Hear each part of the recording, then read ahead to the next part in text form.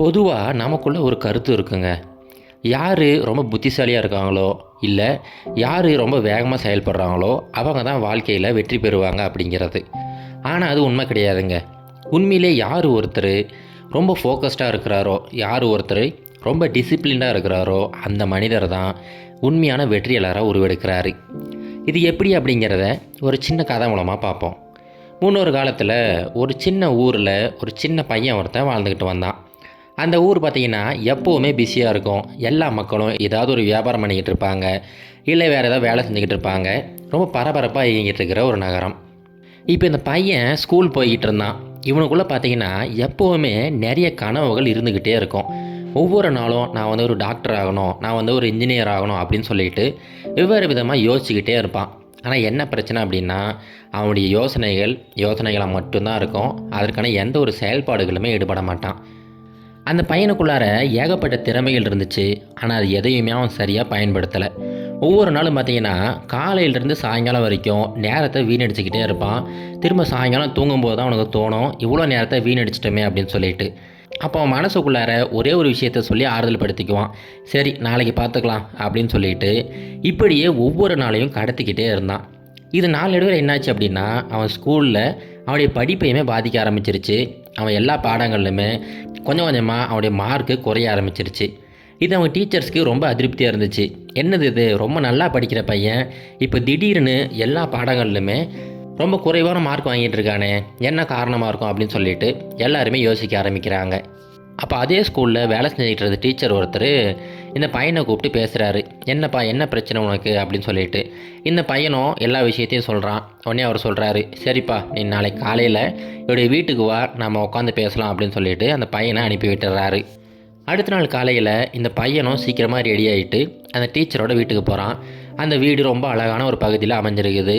ரொம்ப அமைதியான ஒரு இடம். இப்போ அந்த பையன் அவரை பார்த்த உடனே வணக்கம் ஐயா அப்படின்னு சொல்லிட்டு அவருக்கு வணக்கம் சொல்கிறான். அவருமே சரி வாப்பா அப்படின்னு சொல்லிட்டு அந்த பையனை கூட்டிகிட்டு போய் உட்கார வச்சு பேசுகிறாரு. இப்போது பேசிக்கிட்டு இருக்கும்போது இந்த டீச்சர் என்ன உணர்றாரு அப்படின்னா, இந்த பையன் நிறைய சாதிக்கணும்னு ஆசைப்பட்றான். ஆனால் அவனுக்கு ஏகப்பட்ட இடையூறுகள் இருந்துக்கிட்டே இருக்குது. ஆங்கிலத்தில் டிஸ்ட்ராக்ஷன் சொல்லுவாங்க பார்த்தீங்களா. நாம் ஏதோ ஒரு வேலை செஞ்சுக்கிட்டு இருப்போம். அப்போ திடீர்னு யாராவது ஒருத்தர் கூப்பிடுவாங்க, இல்லை நம்மளுடைய மொபைல் அடிக்கும், மொபைலில் மெசேஜ் வரும். இந்த மாதிரி சின்ன சின்ன டிஸ்ட்ராக்ஷன்ஸ் வரும். நம்ம உடனேயே அந்த வேலையை விட்டுட்டு அந்த டிஸ்ட்ராக்ஷனை நோக்கி போக ஆரம்பிச்சிருவோம். இப்போ இந்த பையனுக்கும் அதான் பிரச்சனை. அவன் எதையுமே ஒழுங்காக செய்ய முடியல.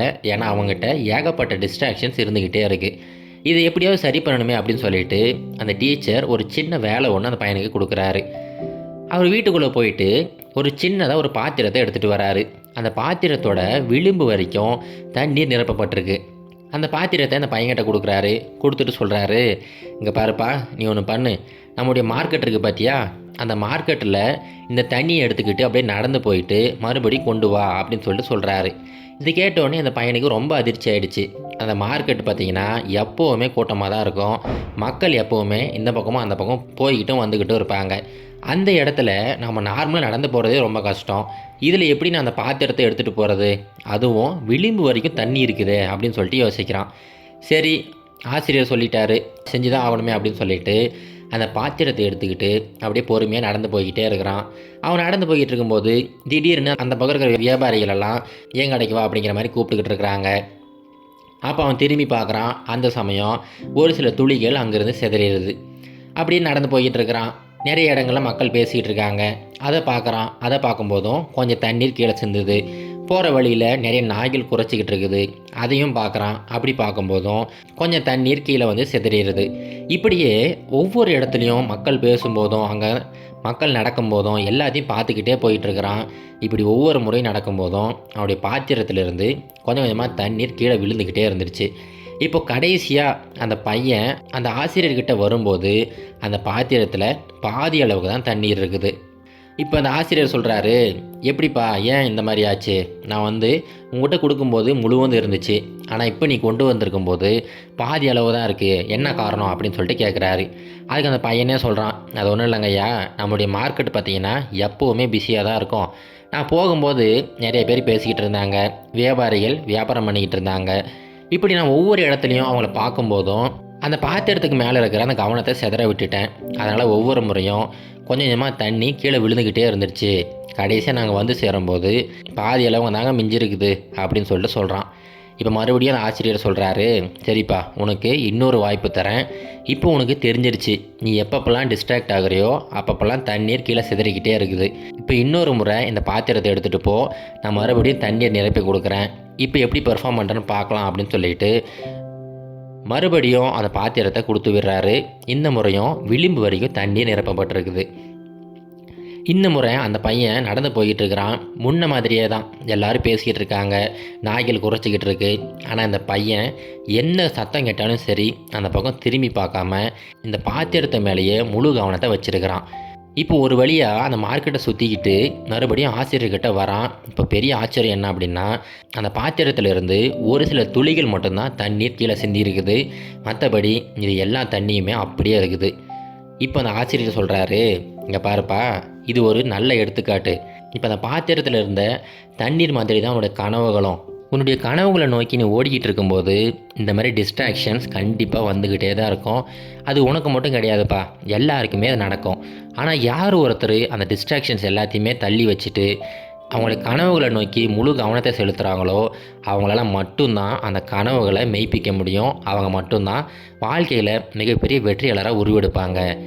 இதுக்கப்புறம் நீ சரியானபடி கவனத்தை சிதற விடாமல் இரு, கண்டிப்பாக நீ வெற்றி அடையலாம் அப்படின்னு சொல்லிட்டு அந்த ஆசிரியர் இந்த பையன்கிட்ட சொல்லி விடுறாரு. அந்த பையனுக்கு இப்போ ஒரு சின்ன தெளிவு பிறக்குது. அவன் வீட்டுக்கு போகிறான். அன்னையிலிருந்து முடிஞ்ச வரைக்கும் கவனத்தை சிதற விடாமல் பார்த்துக்கிட்டு இருக்கிறான். ஆனால் அவன் என்ன தான் முயற்சி பண்ணி படிச்சுக்கிட்டு இருந்தால் கூட திடீர்னு அவனுடைய ஃபோன் வந்து ரிங் ஆக ஆரம்பிக்குது. ஃபோனில் ஏதாவது மெசேஜ் வருது. இந்த மாதிரி சின்ன சின்ன டிஸ்ட்ராக்ஷன்ஸ் வந்துக்கிட்டே தான் இருக்குது. அவன் எவ்வளோ கண்ட்ரோல் பண்ணி பார்க்குறான். ஆனால் அவனை மீறியுமே அவனுடைய கைகள் அந்த ஃபோனை எடுக்க ஆரம்பிச்சிருச்சு. இப்போ வேறு வழியே இல்லாமல் அவனுடைய ஃபோனை கொண்டு போய் பக்கத்து ரூமில் வச்சுட்டு வந்து படிக்க ஆரம்பிக்கிறான். இதை அப்படியே தொடர்ந்து செஞ்சுக்கிட்டே வந்துக்கிட்டு இருக்கிறான். கொஞ்ச நாட்கள்லேயே என்னாச்சு அப்படின்னா, அவனுடைய ஃபோன் அவன் பக்கமே இருந்தால் கூட அதை தொடணும் அப்படிங்கிற ஆசை இல்லாமல் முழு கவனத்தோடு படிக்க ஆரம்பிச்சிட்டான். கொஞ்ச நாட்கள்லேயே அவனுடைய அந்த கவனம் அவனுடைய படிப்பில் தெரிய ஆரம்பிச்சிச்சு. இவ்வளோ நாள் நிறைய சப்ஜெக்டில் ஃபெயில் ஆகிக்கிட்டு இருந்தான். ஆனால் இப்போ அந்த சப்ஜெக்டில் நல்லபடியாக மார்க் வாங்கவும் ஆரம்பிச்சிட்டான். கொஞ்ச காலம் கழித்து இந்த பையன் பார்த்திங்கன்னா அவனுமே ஒரு பெரிய ஆசிரியராக உருவெடுக்கிறான். முதல் நாள் கிளாஸுக்கு போகும்போது இந்த பையனோட ஆசிரியர் ஒரு எடுத்துக்காட்ட சொன்னார் பார்த்தீங்களா, அதே மாதிரி ஒரு பாத்திரத்தில் முழு தண்ணீரோடு அவன் கிளாஸுக்கு போகிறான்.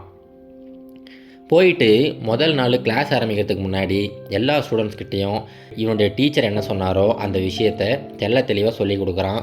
இவனுமே ஒரு நல்ல சமுதாயம் உருவாகிறதுக்கு மிகப்பெரிய காரணமாக இருக்கிறான். இப்போ அந்த கதையில் வந்தது போல தாங்க நம்முடைய வாழ்க்கையிலுமே இந்த மாதிரி டிஸ்ட்ராக்ஷன்ஸ் அப்படிங்கிறது எல்லா இடத்துலையும் இருந்துக்கிட்டே இருக்குதுங்க.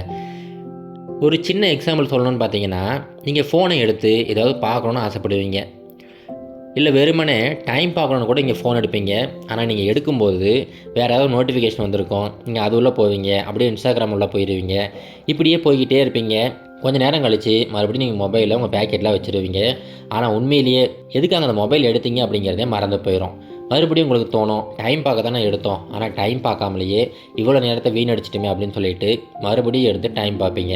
இந்த மாதிரி நிறைய பேருக்கு நடந்துக்கிட்டு தாங்க இருக்குது. ஆனால் யார் ஒருத்தர் இந்த இடையூறுகள் எல்லாத்தையுமே மீறி அவங்களுடைய முழு கவனத்தை செலுத்துகிறாங்களோ அவங்க தான் மிகப்பெரிய வெற்றியாளராக உருவெடுக்கிறாங்க. இது நீங்கள் சரியானபடி புரிஞ்சுக்குங்க. முடிஞ்ச வரைக்கும் கவனச்சிதறலை தவிர்த்துருங்க. நீங்களும் ஒரு மிகப்பெரிய வெற்றியாளராக உருவெடுக்கலாம். இது கரேஜ் டு ஆக்ட் மோட்டிவேஷன் கதைகள்.